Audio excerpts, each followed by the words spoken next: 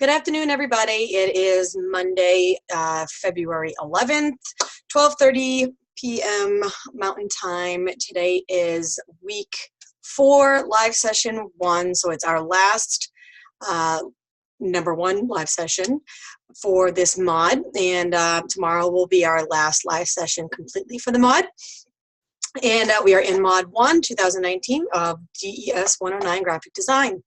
So we are going to be just kind of jumping in. We are going to do a little bit of a review from last week. We'll do some critiques and kind of go from there, go over the assignment from last week.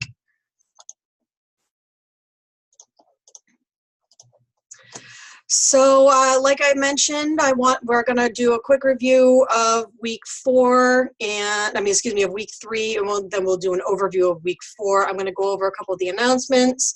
We'll do some critiques of some of the submissions that were made this week for the assignment, and excuse me, we'll go over some things for those of you that are still trying to catch up. So for week 1 and week 2, we were working with the design history. We talked about design principles and the elements, what they are, how they work, why they work, how they work together. And we started actually working with both text and imagery to try to start putting layouts together. Last week, we were talking a little bit about creativity and finding things that inspire you when you are having some kind of block, like artist block, writer's block, whatever you may call it, and just talking a little bit about things that work for us and that might work for someone else, and how to try to get someone else out of their rut. The assignment was learning from the past. Part 1, we were working with that poster for the art exhibit. We were given specific text, and we needed to pull together a mood board for a selected artist, one that you selected.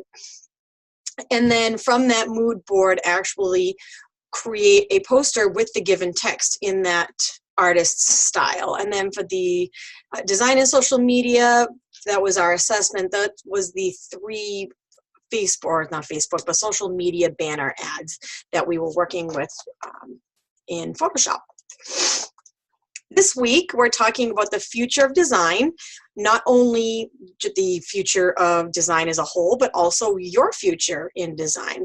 We will talk about developing your design presence online and why it's important. Tomorrow, I will be doing a demo on how to create your online portfolio on Behance. And then learning from the past part 2 is actually the assessment.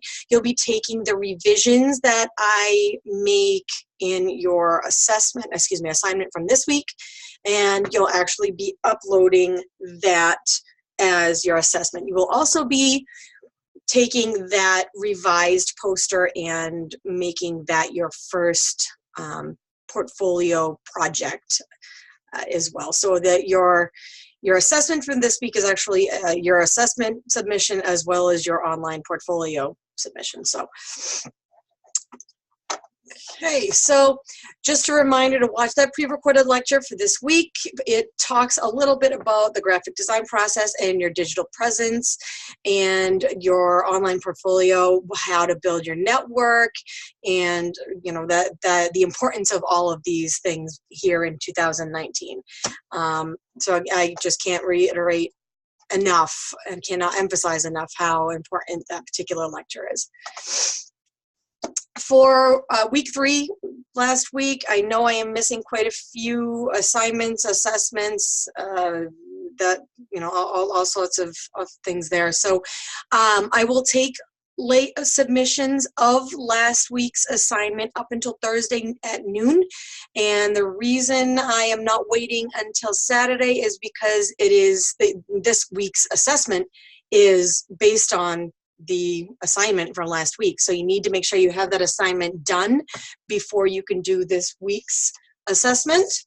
And I want to make sure that you guys have time to make those revisions. If you submit the assignment for week 3 on Saturday evening. I'm not going to be able to give you any feedback, and then your assessment from this week will also it'll be detrimental to your assessment this week. So for this week, I can't take any late work for week 4 because this is the end of the mod. So we'll be doing critiques today and tomorrow and Thursday if I can.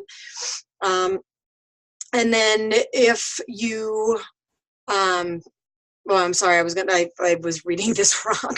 The resubmission is the revised poster. That's for the week 4 assessment. So I had already mentioned that. And the assessment for week 3, the social media ads from Photoshop, I will take until the end of the mod, which is Saturday. It obviously will have a late deduction, but I will accept them. Okay, so going over week 3 quickly, like I mentioned, we were discussing how to find creativity. We were talking about going on nature walks and looking in museums, talking to children, nieces and nephews, going the opposite direction and talking to elders, lots of different sources of inspiration and creativity that could help us when we're kind of in a rut. The assignment, like I mentioned, was the mood board and the designer-inspired poster draft, and the assessment was the social media ads. I really have to rework these slides. I feel like I talk about them and then I have the slide up because I kind of already know what I'm doing here. So week 4 overview. So let's go over. We have week 4. We are going to be using the graphic design tools that we have been working at to edit and compose graphics for professional portfolio presentation, which essentially broken down, that bullet point means we're going to take those, the software program or the programs that we have been working with, and that information that we've been learning about the design principles and the elements, and we're going to be taking that text and that imagery that we worked with last week, making it professional enough to submit on a portfolio, and then actually putting it in the portfolio. The discussion is talking about the importance of maintaining a professional graphic design presence, and this is online, and then interpreting and applying constructive feedback to revise a professional print design piece. That is essentially your assessment. That is taking the feedback and revisions that I make on your assignment from week 3 and applying it to your assessment for week 4. And I apologize, my dog's scratching over here, so he's making noise. But wait a minute. We have our last last session 1 secret question. Our last secret question of the week is actually tomorrow, but the question of the week is, goodness gracious, what is this item? And I'm probably dating myself by bringing this up, but this is called a popple. This guy right here is actually mine. It was a 80s toy that you'd flip inside out and you turn it into a ball. So I'm wondering how many of you out there actually either know what this is or had one as a kid yourself. But so let's move on a little bit. Dude, I'm gonna have to take your collar off. So we have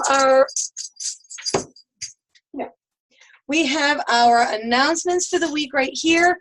For those of you that may have been having trouble with the exporting the artboards as the multi-page PDF last week in Photoshop, I so far have not seen any comments about that, but I had made sure to post this announcement last week, a couple of different links and videos as to how to do that, because I know that happens to be a little bit of a tricky portion. And we have Rachel Fields scheduled for this week as well, our class coach. Also, some photo and vector resources. I went over this last week, but just to make sure that you remember that it's up here. Okay, and let's go over our media for today, or for this week. So for week 3, like I mentioned, our pre-recorded lecture is talking about a review of, oh no, I'm sorry, that was not week 3, that's week 4. There we go.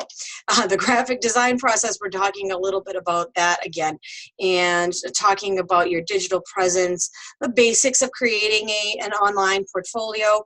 For those of you that are just getting started in it now, the portfolio has pretty much always kind of been in existence as long as, you know, artists have been in existence, but used to be in print. I can remember going on interviews myself with a print portfolio, and occasionally people ask for it nowadays, and I'm not really sure why, but it really has kind of gone the way of the dodo, mainly because we are mainly working with the interwebs these days. It's so much easier both for the designer and for the potential employer. The online portfolio also helps you to build your network, not only of professional relationships with, you know, potential employers and potential clients, but also for, you know, collaborators, for your colleagues and your other fellow designers. So there are a few of the videos in the lynda.com playlist, both with talking about, you know, getting a job in design and actually learning Behance itself. I will be doing, like I mentioned, a step-by-step tutorial tomorrow. So that is, you know, just getting it started, but these are a little bit more in depth.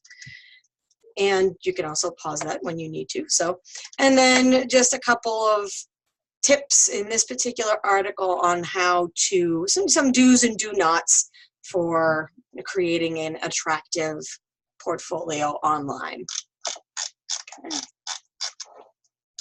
And let's go back here quick. Okay, so we have the media page. Let's do our discussion. Okay. Just wanted to make sure I had that right. Actually, let me, I'm actually going to move this over. There we go. So I don't have to keep clicking back and forth and confusing you guys. Discussion. Modules. Because my links are not showing up right now. Okay, not discovering. Sorry, I'm kind of having a hard time today. Today's a very Monday. Okay, developing your design presence. We are going to be talking about why, like I mentioned, why a professional portfolio, the online portfolio, online presence is important. And we have these 5 reasons right up here, and then they are explained a little bit more. We want to stand out from the crowd. The design world is insanely competitive. You might apply for a job, you know, several times because you keep noticing that it keeps coming up and keeps coming up, but it's because that the people are able to be very selective on their designers because there are so many of us. So you need to make sure that you do something to help yourself stand out that sets you apart from everybody else. And even if it is just something, you know, in terms of an avatar or your design focus, what you happen to kind of stick with, what your forte is, what your talents are. Position yourself as an expert. Be confident. I know that that's tricky, but people want to know that who they are employing, that they are confident in their work, and that you know what you're doing, obviously. Even if you feel less than confident, try to exude that sense about you, because the more you do it, the more confidence you're going to have, and the more confident you seem to people, the more you're going to be able to do it. So it kind of is like this this circle that you need to make sure that you are connecting both of those ends. Make sure that you're showing your best work and that in that particular portfolio. Show your professional commitment. Make sure that you are speaking highly of not only yourself and your work, but you are making sure that you make phone calls or emails back to people that are interested, that a well-established portfolio will actually show that you have taken a good amount of time and effort and energy into putting this together to show people that you are ready to work. Set your expectations. This is kind of, well, I mean, let me just read it, because it's actually, it's worded a lot better than I apparently can today myself. Using your graphic design presence to showcase your own unique style and abilities means you can give clients a sneak peek into who you are and how you work before they even meet you. So, there you're setting everyone else's expectations of you. This is why you're actually choosing your best work. You want to make sure that you're not necessarily choosing your oldest work or your first work, because that might not actually be your best work. It's okay to show works in progress, not only because people then can see your design process, your design justification, but also because they can actually see the development of something, how it went from A to B. And then building connections. This is, like I mentioned, in addition to potential employers and clients, but also collaborators, fellow artists, fellow designers. Choose to follow certain people that they have work that is unusual to you or different from what you maybe create, and that can actually help you not only give you ideas, but you might be able to actually find resources through those people, different forums or groups. You know, you might even stumble across someone that actually happens to be in your neighborhood. So things like that, you know, share, you know, clients back and forth and whatnot. Maybe you have someone that really is looking for a web service and you don't really focus on that yet, but you do know someone that does. You might hand that job off to them, and then in turn they would reciprocate. So for this week, our prompt, we're imagining we're taking a networking event or attending a networking event with several of the designers, and one of the designers mentions they're not comfortable sharing their work online or with others because they're not comfortable with it. So they ask what you think. So this is our prompt right here, and we're going to, here we go, explain how we might explain to other designers why maintaining a professional design presence is important, what benefits might we highlight or encourage or focus on, how might we describe the current professional design world. You know, it's definitely going into a more digital world rather than print, and you know, discuss the reasons why someone might be hesitant to maintain their presence and how you could actually help them become more comfortable. This is a very common theme amongst designers, so it is very, especially when you're new to it, or when you're kind of novice, it's very, very common and very normal to have those kinds of feelings. Okay. All right, so I'm actually going to go back here now. There we go. So being a designer versus working as a designer, this is where you'll start to kind of find your place in the design world. Are you a designer yourself? Is it something that you think about all the time? Is it something that you see all the time? Do you consider yourself an artist as well as a designer? Because I know that those two can be considered different things. Or are you just working as a designer, which also is absolutely 100% fine. There are people that prefer to work a particular job and then come home and be able to shut that part of their brain off. And either one is fine. It's just a good thing for you to kind of think about and figure out where your place is in this. So whether it is that you are you are a designer, or that the designer is just a job for you. Either way, what do you need? You need to have technical skills. You need to have those skills in Illustrator, in Photoshop. If you are designing websites, at some point, you would probably need to work with Adobe XD, which is a wireframing software package, maybe Dreamweaver,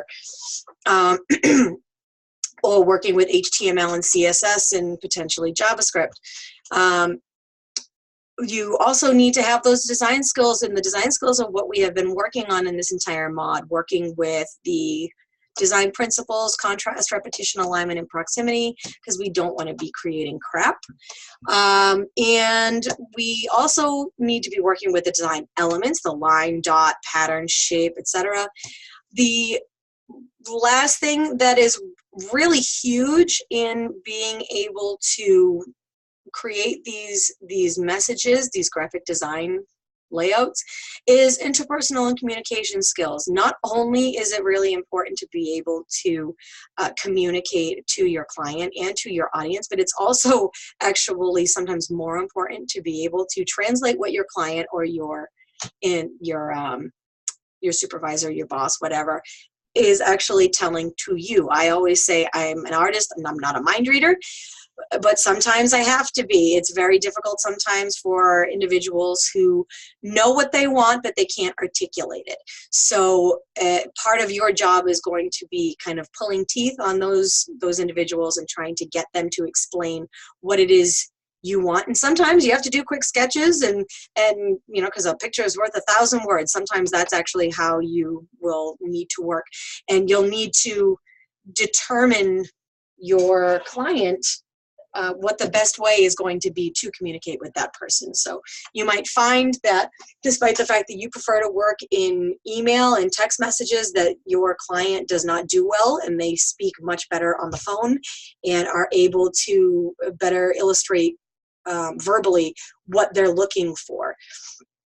When they try to do it in a written form, you get very confused. You end up wasting your time, their money, etc. So the digital world of the design industry is, like I mentioned, it's where it's heading.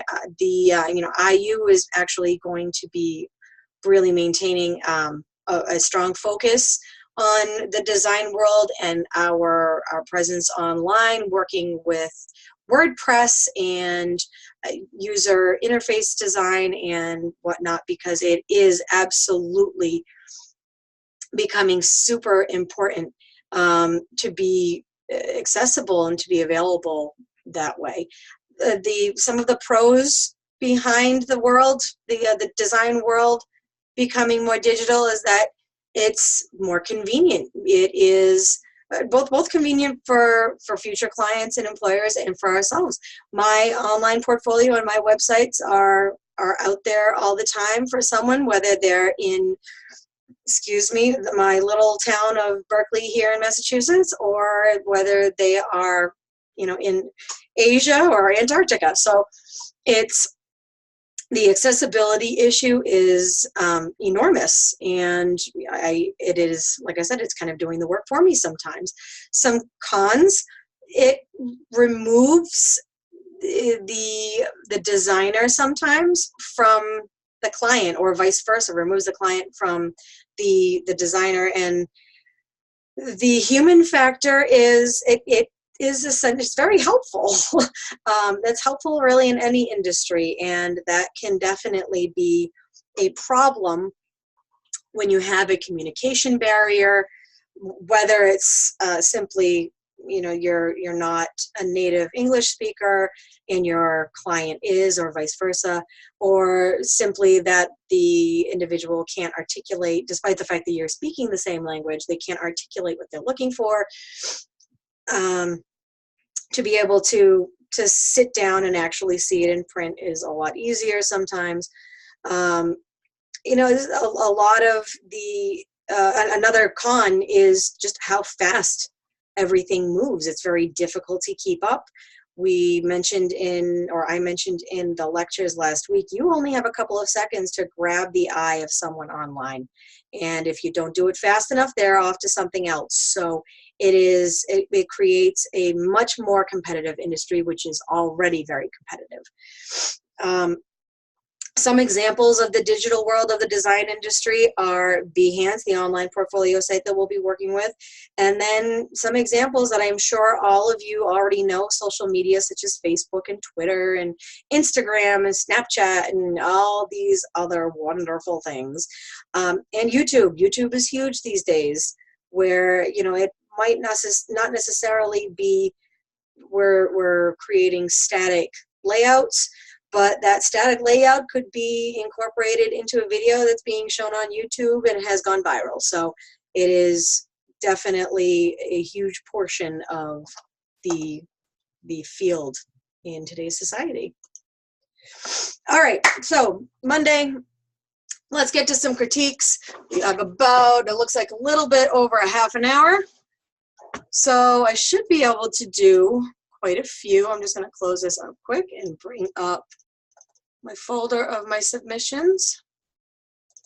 And I actually will also, let's do this.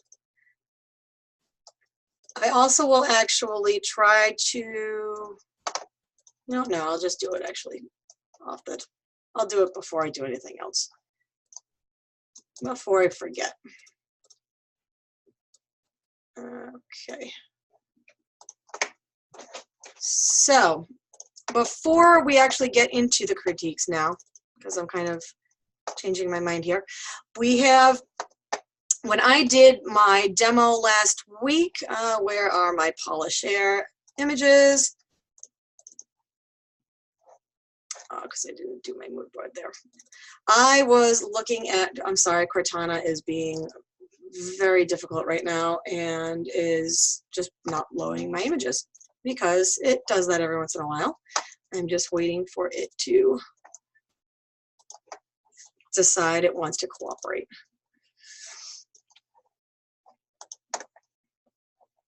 Come on. I would say drawback to having a PC, but you know what, I don't think it matters whether you're working off Windows, Apple, some kind of Unix-based system. They all suck. So last week in my, there we go, in my particular demo, I was working with PolisShare, and these were some of the items that I had placed on my mood board. Okay, so we have a boxing poster, map of the United States, Cloud 9, which almost kind of looks like a sandwich board, or I don't know, even like a tower, like electric tower, you know, with the high wires. A poster right here for dancing. So I had started, this was my creation of the poster that I had started, and I had included all of the text. It does not currently have the names of the artists in here because I had run out of time and I didn't want to touch it after that. So you can see I had not quite finished doing what I wanted because you can't really read the visit. The blue hand back here is kind of making it a little tricky to read here. I wasn't sure how I was going to end up fitting the names in here, so I put the featuring work by right up here just to kind of get started, and figured I would finish it afterwards, which I did, and I have my before and after. I'm just going to close these real quick right here. So you can see I did actually, I thought I might, whoops, oh goodness gracious. I thought I might actually center this text when I was working, but I decided against it because I thought that it kind of balanced everything out well. I decided also against putting the artists' names in just a standard bullet list. So, and the reason I did that was because of her way of kind of arranging some of the text and warping some of the text sometimes. You know, if I were to have someone look at this, they might tell me that it's a little difficult to read.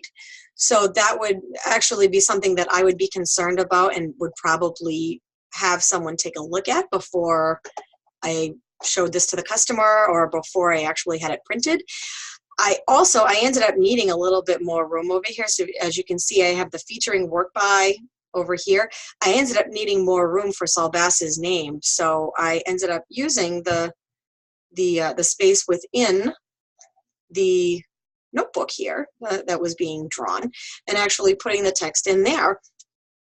And I ended up fixing the issue of the website information being difficult to read by creating a block. And I don't know if you can see it from here. It's not zooming in. There we go. I actually cut out the little pen there, so it looks like this block is actually going behind the photo, the pen in the photo, which it technically is not. So, and actually, it just finally came up for me, so I can even show you here. There we go. I actually just had a block right over this, so you can see that it's not really cut out of it or anything. It was just layered right on top. So, and I actually did the text, the names actually in Photoshop instead of InDesign. I started in InDesign, and then I couldn't warp them the way that I really wanted to. So I ended up going that route and just importing them in. So that's the before and after of the demo from last week. So let's go on to the critiques now. Just so I wanted to make sure that I kind of showed you where mine ended up going, because we're starting with that. So we have a Saul Bass mood board and poster here. I thought that they did a wonderful job. We have the Saul Bass name in that nice text. I think it's actually, if you take a look at the S's, it's probably even one of the actual fonts that he used. The color schemes, this person actually did a couple of different ones because there were a couple of different images on here. So they used their purples and oranges here. Saul Bass liked a lot of orangey, reddish, yellow kind of tones. Even, excuse me, even his purples in here look a bit more warm than cool. So to create a warm, cool color is kind of neat. So we have a couple of great swatches. In this particular mood board is actually arranged in a nice grid fashion. These items are centered right over the swatch palette. This poster is centered over the swatch palette. Looks like it maybe could be nudged over to the left a little bit, but I'd probably have to draw a box to even determine whether or not it's actually centered. And then this one also centered, center aligned here. There's a little bit of space here, so we could probably nudge that over to the right just a little bit. And even if InDesign told us that this was directly centered under this, sometimes you have to trust your eye, and because sometimes the automatic tool is gonna try to trick us. So we have our swatches, we have our type, we have our image samples for our mood board. And this is their poster, which I think does a very nice job. You see Saul Bass had kind of in the sections that, or the images that this student chose, their imagery or his imagery broke a lot of things out. It has almost like these white borders. A lot of them are actually uneven, which this particular, the borders in this one are fairly even all the way around, but that's absolutely okay. It still gives off this kind of jagged, kind of broken glass, shard kind of look to it. So it actually has the same kind of effect. They used the silhouette kind of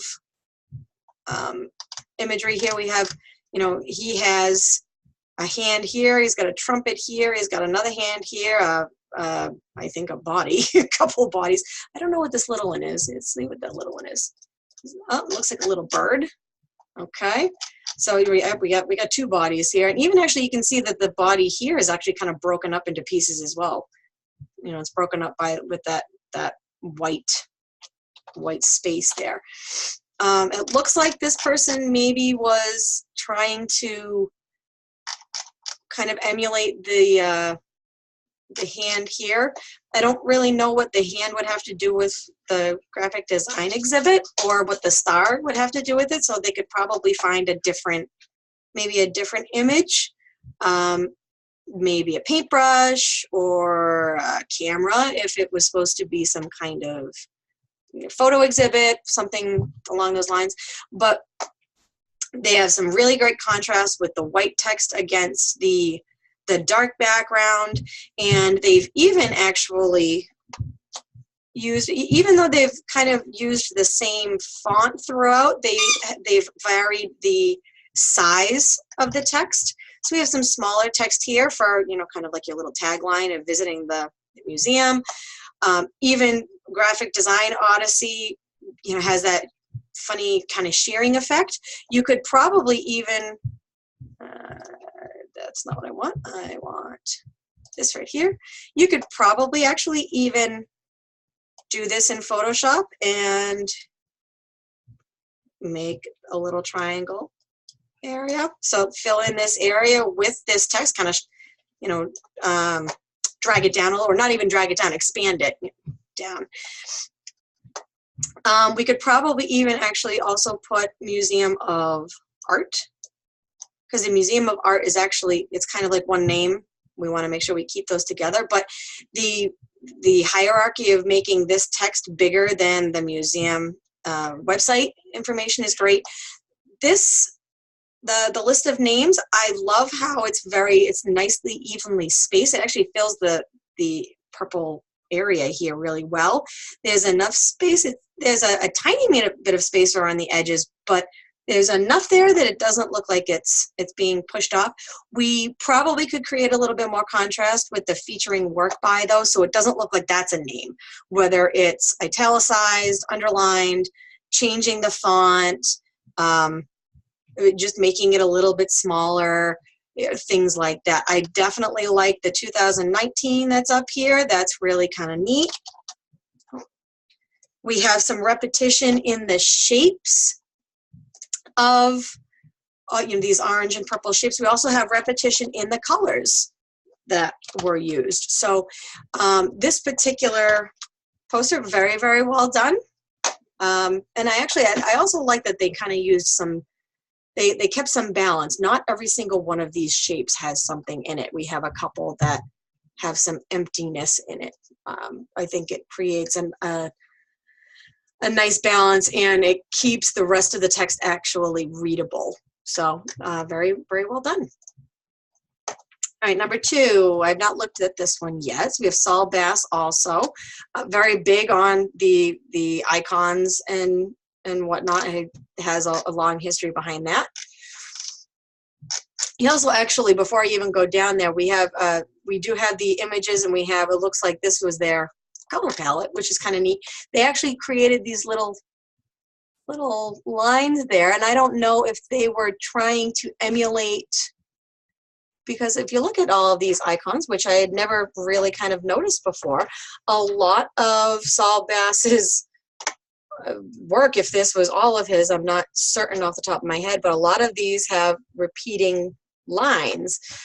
We have the logo up here that is all horizontal lines. We have several horizontal lines that kind of branch off.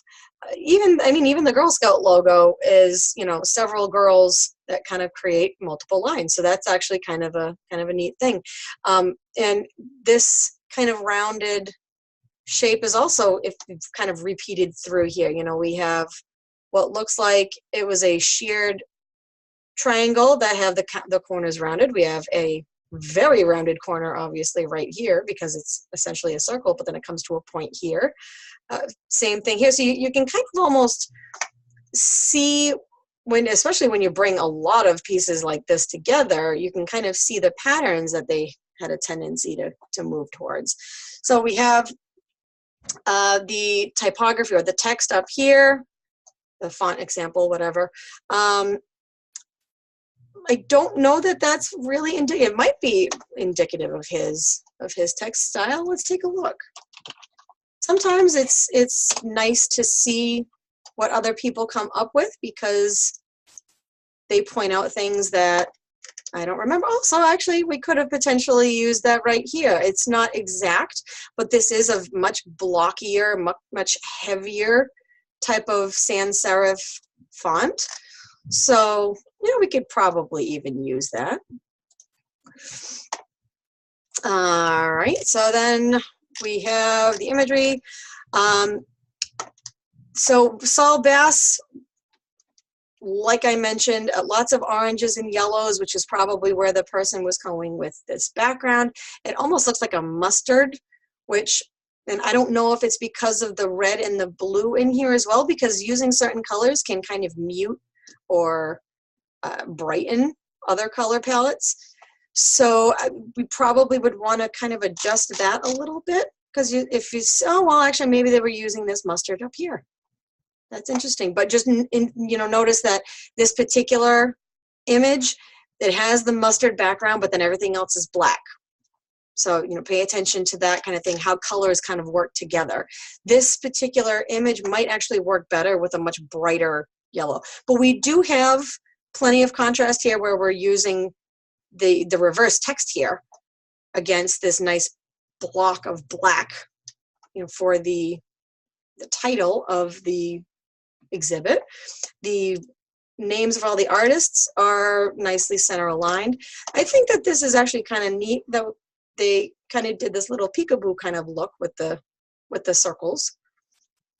Probably could even do it a little bit more, maybe increasing the size of one of the circles and then maybe decreasing the size of another one, or maybe changing the placement a little bit. I kind of feel like this is kind of dead space, even if we were to just move it over just slightly, like right here.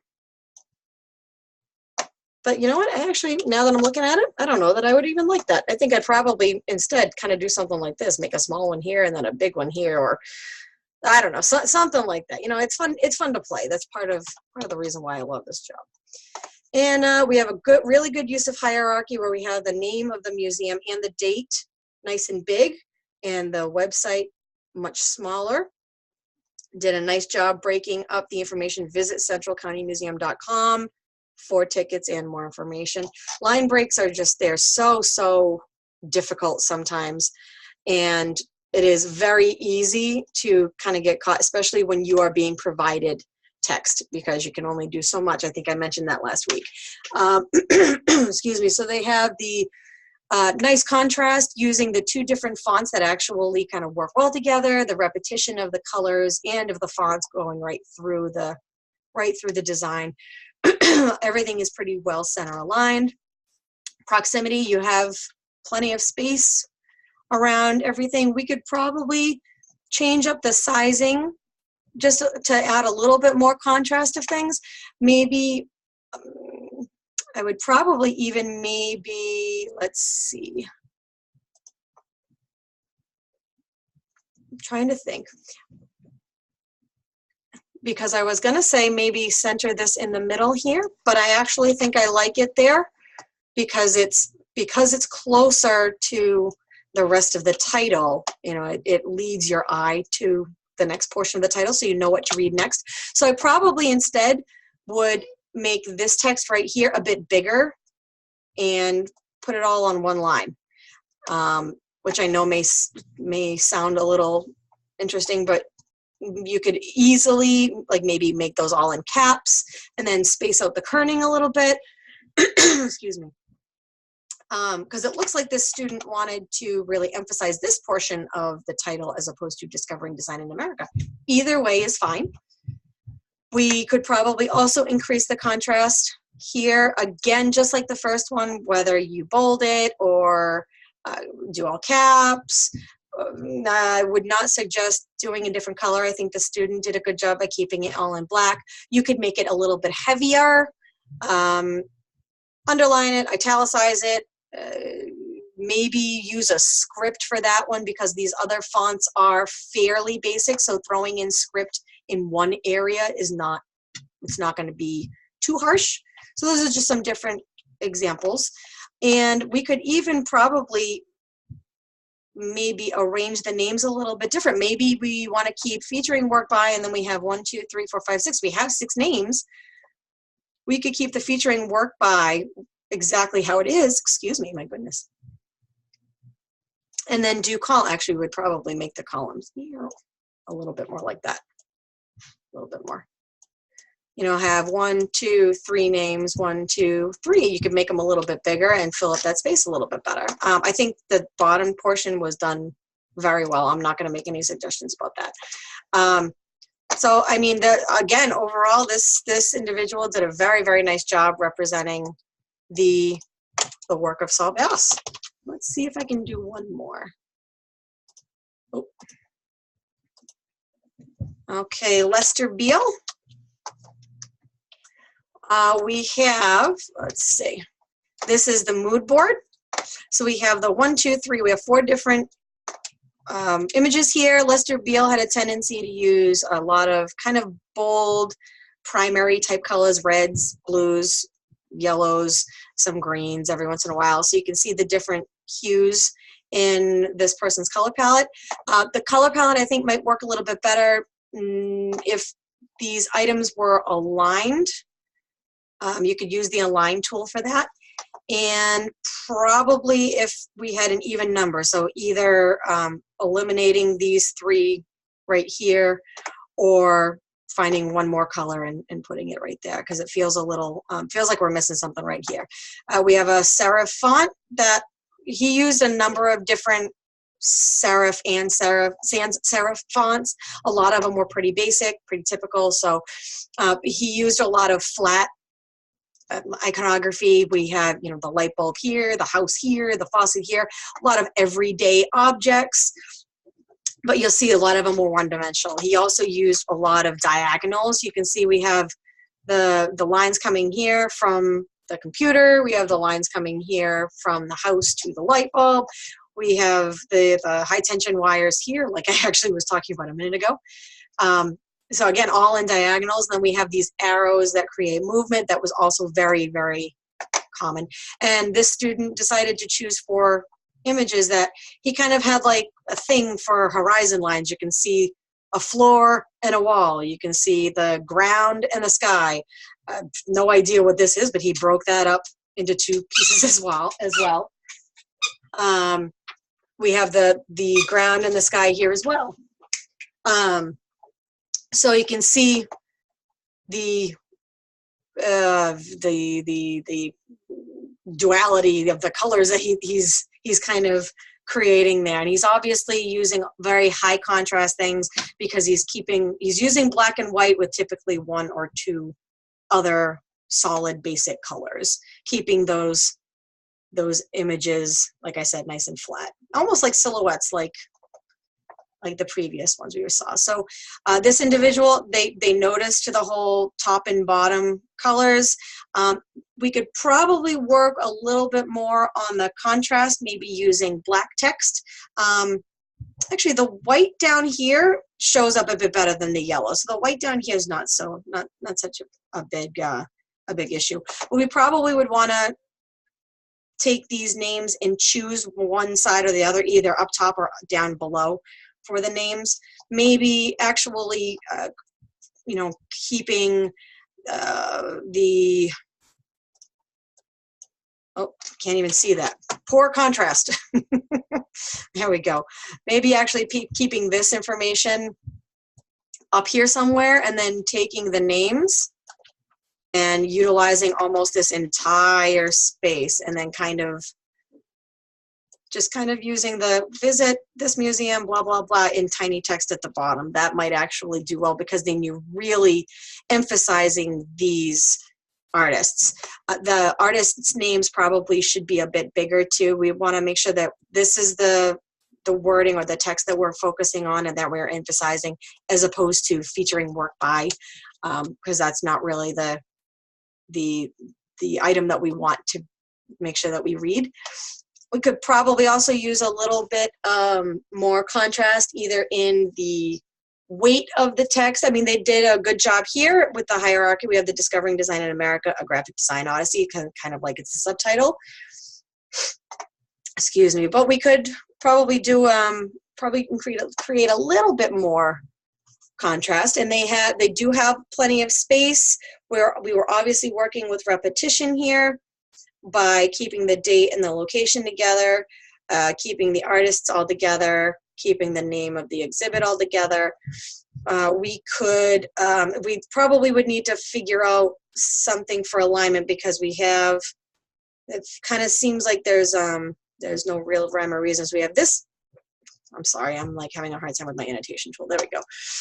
This Discovering Design in America area is centered, and so are the names, but then Central County Museum of Art is kind of just hanging out here, as is the website. So unless maybe we used an image, just kind of like he did in some of these, like a white image of, I don't know, maybe an easel, or I don't even know. I'm picking something that would have to do with the music.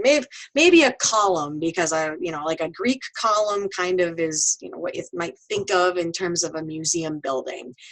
Something that kind of could take up some of the space, like maybe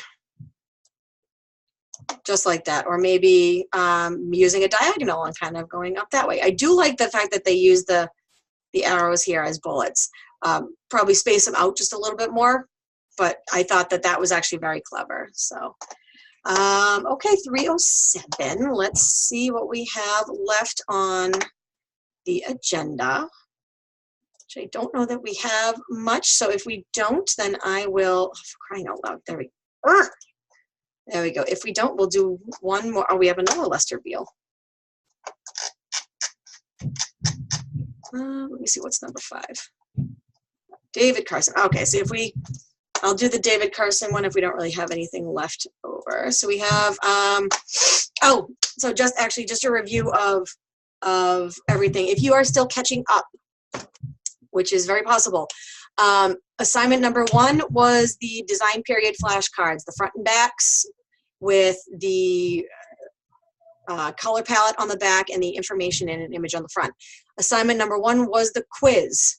So if you still have to make that up or whatever, just let me know. It might be actually closed, so you might need to actually contact me in order to get that fixed. Assignment number 2, the advertising makeover, was taking that provided text of Sky Studios, et cetera, and using the style of one of the flashcards from the previous week. And then assignment number 2 was the self-evaluation and the critique of your advertising makeover, talking about your design choices and your design process. Then last week was what we were just working on with the mood board and the poster draft, and the social media ads was the assessment. So that's just a quick rundown of everything that has been due so far. And this is obviously in addition to daily checkpoints and the discussions. I think actually the majority of you guys have all been doing really awesome on those checkpoints. I don't believe anybody has a large amount that they haven't done. So, but these are just the basic assignments and assessments. Try to get in whatever you can by the end of the week, so that, I hate deducting points because someone just didn't submit something. If the assignment is closed, contact me and I'll reopen it and we'll go from there. So tomorrow, 12:30 Mountain Time, we have maybe some more critiques, but I'm going to talk a little bit more about the importance of the portfolio, and we're going to go over a demo of the portfolio.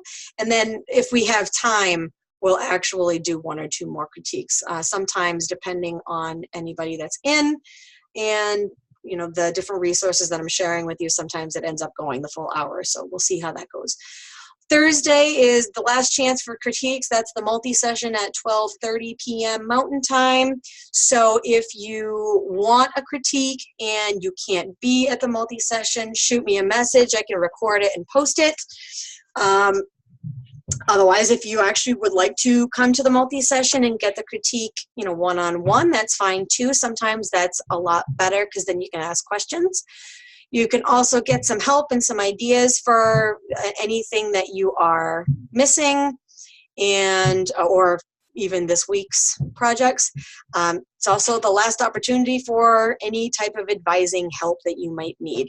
And don't forget, if you can't come on Thursday, but you do still want some one-on-one help, there are plenty of multi-sessions available this week. You can also talk to Rachel Fields, and I will do what I can in terms of speaking, whether it's by text, email, or on the phone with anybody that needs help. I am only available, limited time, but I do like to try to make sure that I make myself available if at all possible. So unfortunately, my 3 kids take up some of my time. So that's what we have for today. We have 4 minutes left. Let's go over David Carson's real quick. Okay, so David Carson's part of the grunge era. So this person, looks like they stuck with actually they had one image right here of a whole bunch of different images from David Carson. We have some kind of a neat kind of color palette. Looks like we just threw some tangrams on the board here. The palette probably would be a little bit more effective if the colors were actually right next to each other without that stroke, because the stroke, the border around it, kind of separates them. So we can't really see how the blue would interact with the orange and how the yellow would interact with the blue and whatnot, because they're kind of separated by that black outline. Not sure what these little icons are on this side. I don't know if that was supposed to be representative of his work or if it was just to be, just experimenting. I don't think it's really representative of the grunge era, but not a big deal. That's the mood board, not the poster. And he did very often use not only grungy kind of type choices, but also he did kind of use this where, we have the basic font, the basic sans serif font. This is probably either Arial or Helvetica.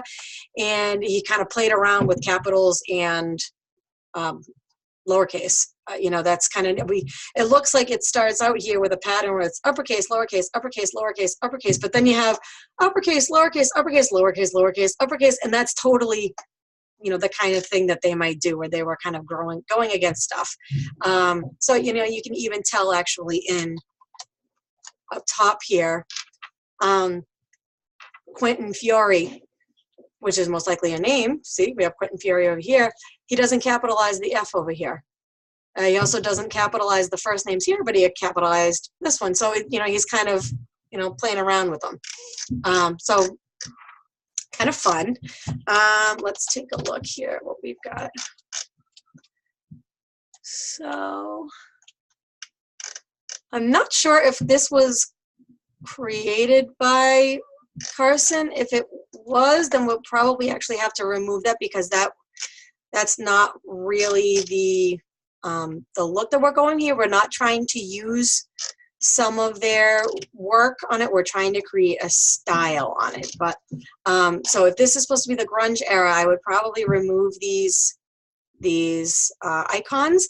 We could find some kind of image and distress it to put it in these 2 places, and then kind of work around that. We could definitely keep the names as is, maybe bold the names so that they stand out a little bit more than featuring work by, and we'd probably want to adjust the horizontal scaling, just kind of squeeze it in a little bit more so it's not encroaching on the image. Same thing over here. We don't really have enough space there, so probably center that and maybe horizontally scale it in a little bit so that there's enough room. I do like this little diagonal thing we've got going on here. We could probably center these, though, these 2 lines, and have that work well. And even this area up here, with the title of the exhibit, that could work well if depending on the imagery we put up here. If I was to look up, I would normally do this in one of the photo resources, but I'm just gonna, let's see, just image of paint palette. Like I said, I would normally look on one of the stock sites. Maybe kind of, these are not really what I'm looking for. Oh, but you know what though? Maybe if we were to use something like this and use Photoshop to overlay it on something, where'd it go? Something, oops. Oh goodness, something like this. Oh, for God's sakes. Oh, sorry, here we go, we're on Shutterstock.